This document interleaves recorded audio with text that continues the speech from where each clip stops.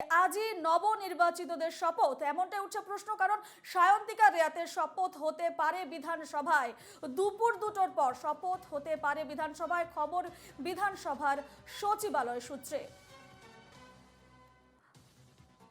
আরো বিস্তারিত জানবো, সরাসরি রয়েছেন আমাদের প্রতিনিধি রণজয় মুখোপাধ্যায়। রণজয়, সায়ন্তিকা রেয়াতের শপথ হতে পারে বিধানসভায়, এমনটাই জানা যাচ্ছে বিধানসভা সচিবালয় সূত্রে। কটা নাগাদ হতে চলেছে তাদের শপথ গ্রহণ অনুষ্ঠান এবং কে করাচ্ছেন তাদের শপথ, কি জানতে পারছো বিষয়? দেখো রূপা, গতকালই সকালবেলায় জানিয়েছিলাম যে শপথের চূড়ান্ত একটা সম্ভাবনার ক্ষেত্র তৈরি হচ্ছে রাজ্য বিধানসভায়, এবং তারপরে এই খবর সকালবেলা এনকেটিভির দর্শকদের জানিয়েছিলাম, এবং তারপরে স্পিকার বিমান বন্দ্যোপাধ্যায় দুপুরবেলা 2টো নাগাদ তিনি প্রেস কনফারেন্স করলেন, সাংবাদিক সম্মেলন করলেন। যদিও তিনি সেখানে সরাসরিভাবে শপথের কথা বলেননি, কিন্তু খুব তাৎপর্যপূর্ণভাবে স্পিকার তিনি যেটা বলেছিলেন যে যেহেতু এই স্ট্যান্ডিং কমিটিগুলো রয়েছে, 42টি স্ট্যান্ডিং কমিটি, সেই স্ট্যান্ডিং কমিটির বৈঠকের জন্যই এই শপথটা, এই সেশনটা ভীষণ গুরুত্বপূর্ণ, সেই কারণে এই স্পেশাল সেশন ডাকা। কিন্তু আমরা জানিয়েছিলাম এই স্পেশাল সেশন কিন্তু শপথকে কেন্দ্র করেই ডাকা হয়েছে বিধানসভার সচিবালয়ের সূত্র মারফত, তেমনটাই খবর, এবং সেই খবরটাই কিন্তু আজকে সত্যি হতে চলেছে। আর ঘণ্টাখানেক পরেই দুপুর 2টো নাগাদ সায়ন্তিকা বন্দ্যোপাধ্যায় এবং রেয়াত হোসেন সরকার তারা আজকে শপথ নেবেন তাদের ইচ্ছা মতো। এই রাজ্য বিধানসভাতেই এই 2 উপনির্বাচনে জিতে আসা বিধায়ক তারা শপথ নেবেন। 1 মাসের মতো তাদের শপথ ঝুলে রয়েছে। 4 তারিখ 4 জুন তারা উপনির্বাচনে জিতেছিলেন, এবং তারপর থেকে 1 মাস অতিক্রান্ত তাদের শপথ আটকে রয়েছে, রাজ্যপাল অনুমতি দেননি বলে। গতকাল যখন আমরা সকালবেলায় খবর জানিয়েছিলাম, এবং তারপরে স্পিকারের সাংবাদিক সম্মেলন, এবং তারপরে রাতের বেলায় রাজ্যপাল সিভি আনন্দ বোসের তরফ থেকে যে এক্স স্যান্ডেলে তিনি যে মেসেজ পাঠিয়েছেন, যেখানে স্পিকার নয় ডেপুটি স্পিকারই এই শপথের দায়িত্ব অর্পণ করেছিলেন রাজ্যপাল সিভি আনন্দ বোস, এবং সেখান থেকেও জটিলতা তৈরি হয়েছিল।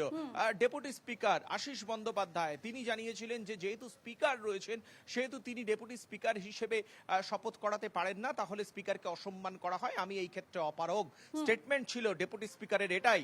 এবং আজকে যখন কমিটির বৈঠকে বসেছেন স্পিকার বিমান বন্দ্যোপাধ্যায়, বিএ কমিটির বৈঠকে বসেছেন, সেখানে ডেপুটি স্পিকার আশিস বন্দ্যোপাধ্যায়, রাজ্যের গুরুত্বপূর্ণ মন্ত্রী ফিরহাদ হাকিম, পরিষদীয় মন্ত্রী শোভনদেব চট্টোপাধ্যায়, চন্দ্রিমা ভট্টাচার্য, বিধানসভার তৃণমূল কংগ্রেসের মুখ্য সচেতক নির্মল ঘোষ প্রমুখ নেতৃত্ব তারা ছিলেন, এবং বিধানসভার সেক্রেটারি, ডেপুটি সেক্রেটারি তারা ছিলেন। রুদ্ধদ্বার এই ঘণ্টাখানেক বৈঠক হয়েছে, এবং সেই বৈঠকেই সূত্রের খবর অনুযায়ী আশিস বন্দ্যোপাধ্যায় তিনি এই শপথের ক্ষেত্রে পিছপা হলেও তাকে সাময়িকভাবে, যেহেতু মমতা বন্দ্যোপাধ্যায় চাইছেন শপথ নিয়ে আর জটিলতা নয়, শপথের বিষয়টা সেরে ফেলতে, কারণ 10 তারিখে ফের উপনির্বাচন রয়েছে, এবং সেই জায়গায় বিধানসভার সচিবালয় চাইছে না বিলম্ব। ইতিমধ্যেই অনেকটা দেরি হয়ে গিয়েছে, এবং সেই ক্ষেত্রে দুপুর 2টো নাগাদ আজকে যে স্পেশাল সেশন হবে, সেই স্পেশাল সেশনের মধ্যেই কিন্তু শপথ নিতে পারেন সায়ন্তিকা রেয়াতরা, এবং সেই ক্ষেত্রে ডেপুটি স্পিকারকেই এগিয়ে দিতে পারেন স্পিকার বিমান বন্দ্যোপাধ্যায় শপথের জন্য। সূত্রের খবর তেমনটাই, রাজ্যপাল তিনি যে কনসেন্ট দিয়েছেন এবং তার সেই কনসেন্ট মতোই দায়িত্ব পালন করা হবে স্পিকার। এক্ষেত্রে ডেপুটি স্পিকার আশিস বন্দ্যোপাধ্যায়কে তিনি বার্তা দেবেন এই শপথের জন্য, এবং তারপরে সায়ন্তিকা বন্দ্যোপাধ্যায় এবং রেয়াত হোসেনদের শপথ সম্পন্ন হবে। বিধানসভার সচিবালয় সূত্রের খবর তেমনটাই।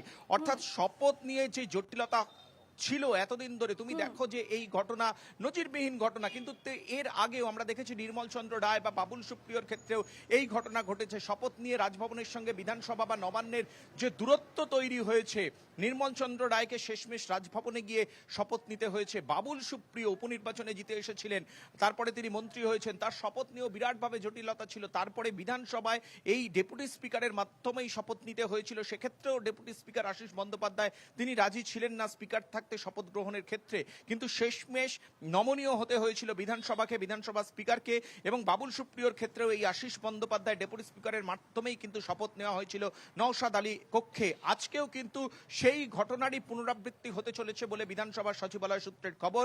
সায়ন্তিকা বন্দ্যোপাধ্যায় বরানগরের তৃণমূল কংগ্রেসের জিতে আসা প্রার্থী, অন্যদিকে ভগবান গোলার তৃণমূল কংগ্রেসের জিতে আসা প্রার্থী রেয়াত হোসেন সরকার, এই দুজনেই দীর্ঘ সময় পর 1 মাস অতিক্রান্ত হবার পর আজকে শপথ নিতে চলেছেন বেলা দুপুর 2টোর পরে। বিধানসভা সূত্রের খবর তেমনটাই। বেশ রূপা। বেশ ধন্যবাদ রণজয়। যেমনটাই জানতে পারলাম যে ডেপুটি স্পিকার আশিস বন্দ্যোপাধ্যায় শপথ গ্রহণে থাকছেন এবং তিনি শপথ বাক্য পাঠ করাবেন নবনির্বাচিত দুই প্রার্থী সায়ন্তিকা বন্দ্যোপাধ্যায়, এবং এমনটাই সম্ভাবনা রয়েছে যে ডেপুটি স্পিকারই তাদের শপথ বাক্য পাঠ করাবেন, এমনটাই সম্ভাবনা রয়েছে দুই নবনির্বাচিত বিধায়কের। সেদিকে আমাদেরও নজর থাকবে।